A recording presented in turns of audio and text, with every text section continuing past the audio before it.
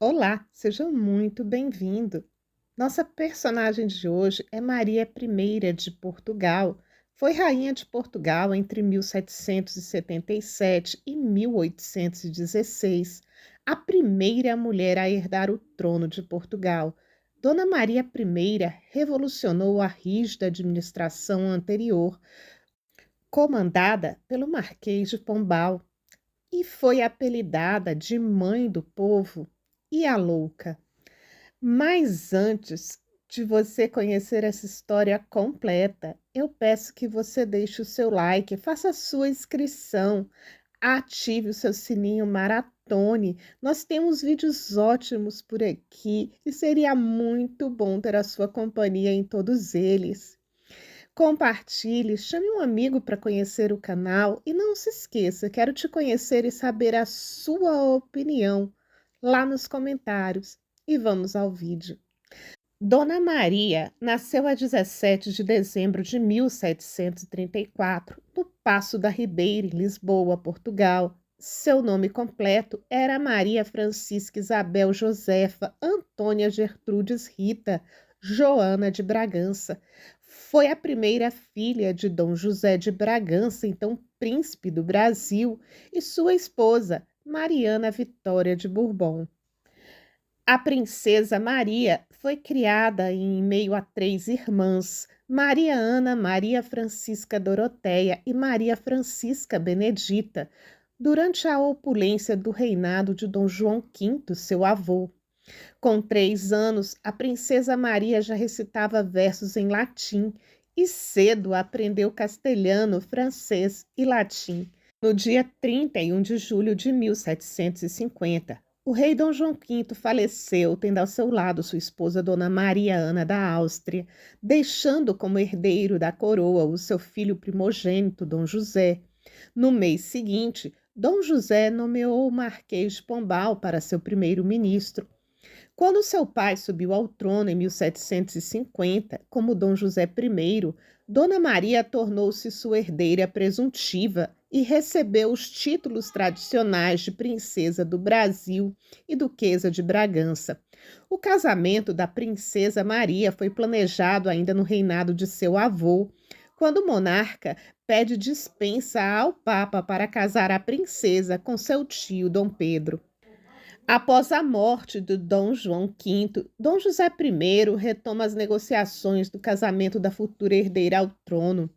A continuidade dinástica da Casa de Bragança ficou assegurada com o seu casamento com o tio Pedro de Bragança, que subiria ao trono com o Pedro III de Portugal, que foi uma figura nula na política e entrou para a história por ter mandado construir o Palácio de Queluz. O casamento foi realizado na Real Barraca da Ajuda, a 6 de junho de 1760.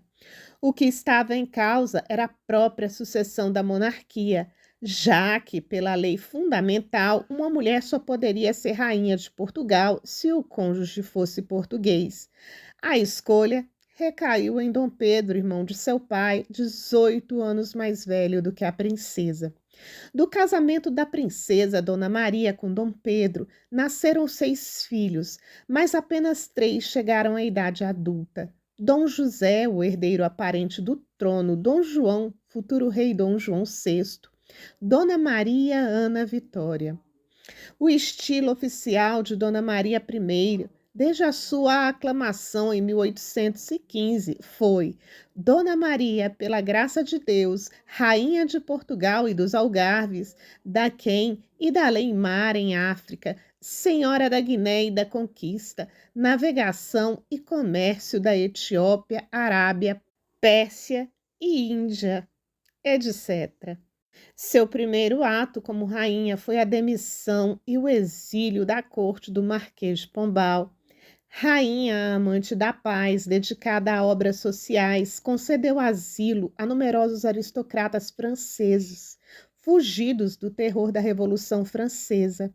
Seu reinado foi conduzido por 3 matrizes: reparar as ofensas a Deus, moralizar a vida pública e fomentar um modo de governo progressista.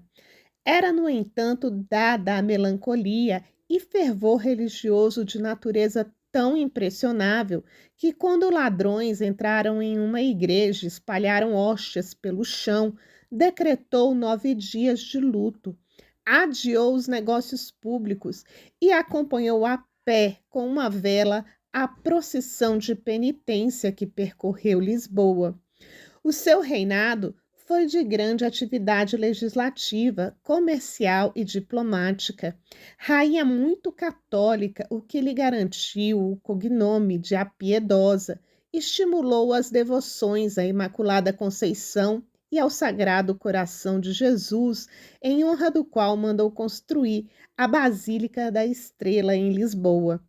Desenvolveu a cultura e as ciências com o envio de missões científicas a Angola, Brasil, Cabo Verde e Moçambique, e a fundação de várias instituições, entre elas a Academia Real das Ciências de Lisboa e a Real Biblioteca Pública da Corte. No âmbito da assistência, fundou a Casa Pia de Lisboa. Fundou ainda a Academia Real de Marinha para a formação de oficiais da Armada. Na década de 1790, manifestou-se sua doença mental, mentalmente instável desde 10 de fevereiro de 1792, foi obrigada a aceitar que o filho tomasse conta dos assuntos de Estado. Obcecada com as penas eternas que o pai estaria sofrendo no inferno por ter permitido que Pombal perseguisse os jesuítas, o via como um monte de carvão calcinado. Para tratá-la veio de Londres o Dr. Willis, psiquiatra e médico real de George III, enlouquecido em 1788, mas de nada adiantaram seus remédios evacuantes. Em 1799, sua instabilidade mental se agravou com os lutos pelo seu marido, Pedro III, e do seu filho, príncipe herdeiro José, duque de Bragança, príncipe da Beira, príncipe do Brasil, falecido em 1788 de varíola aos 27 anos.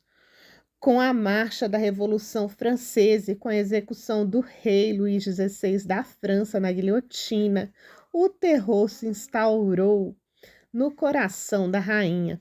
Por isso, João, seu segundo filho e herdeiro, que futuramente se tornaria João VI de Portugal, assumiu a regência. Quando a família real portuguesa veio para o Brasil, a rainha fora instalada no convento do Carmo, ao lado do então Paço dos Vice-Reis, que foi convertido a Paço Real. Para facilitar o contato com a soberana, foi construído um passadiço ligando o paço ao convento. Dona Maria veio contrariada para o Brasil e agravou-se seu estado de saúde mental. A princesa do Brasil, Dona Carlota Joaquina, frequentava a bica e por vezes levava a sogra acompanhada de suas damas de companhia. Disse que foi daí que se originou a expressão popular Maria vai com as outras. O termo Maria vai com as outras é muito popular na lusofonia, onde é usado para designar uma pessoa fraca, sem opinião própria, que se deixa levar pelos outros. Segundo o pesquisador Brasil Gerson, autor do livro Histórias das Ruas do Rio, o termo foi cunhado a partir da figura da rainha Dona Maria I, que viveu seus últimos anos no Rio de Janeiro. Declarada mentalmente incapaz em 1792, Dona Maria vivia reclusa e só saía na companhia de suas damas, que costumavam levá-la para passear às margens do Rio Carioca, no antigo bairro de Águas Férreas, atual Cosme Velho. Ao ver a monarca sendo conduzido pelas mãos de suas damas, a população exclamava: Maria, vai com as outras. Quando Napoleão foi derrotado em 1815, Maria e a família real encontravam-se ainda no Brasil. Dos membros da realeza, porém, foi a que se manteve mais calma, chegando a declarar: Não corram tanto, vão pensar que estávamos fugindo. Dona Maria viveu no Brasil por 8 anos, sempre em estado de incapacitação.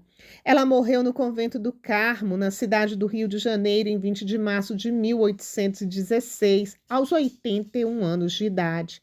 Após as cerimônias fúnebres, seu corpo foi sepultado no convento da Ajuda, também no Rio.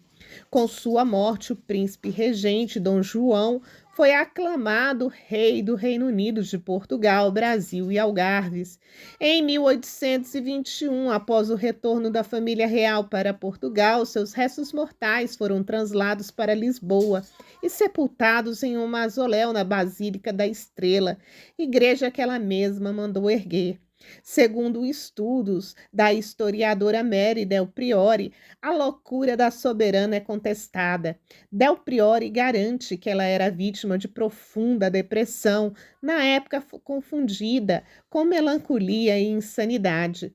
Muitos fatores contribuíram para que a rainha fosse considerada incapacitada para governar. Em 1792, o filho Dom João VI assumiu a regência. O primeiro motivo da depressão foram as mortes sucessivas de entes queridos. Extremamente católica, Dona Maria I se sentia culpada por tudo de ruim que ocorria com ela e com os parentes. Doença naqueles tempos era sinônimo de culpa e pecado. Abre aspas. Só no final do século XIX, a psicanálise vai conseguir desassociar a questão místico-religiosa da loucura. A culpa era uma constante nesses diagnósticos. Até o século XVIII, os livros de medicina portugueses diziam que a melancolia era o sopro do diabo. Dona Maria I acreditava piamente nisso. Fecha aspas. E agora? Depois que ouviu toda a história que você achou da biografia de Dona Maria, será que era realmente louca? Ou só teve um problema mental que não recebeu o tratamento adequado e não foi compreendido? Você acha que ela fez um bom reinado, mesmo com tantas limitações? Me conta nos comentários, eu te aguardo por lá. Obrigada pela sua companhia.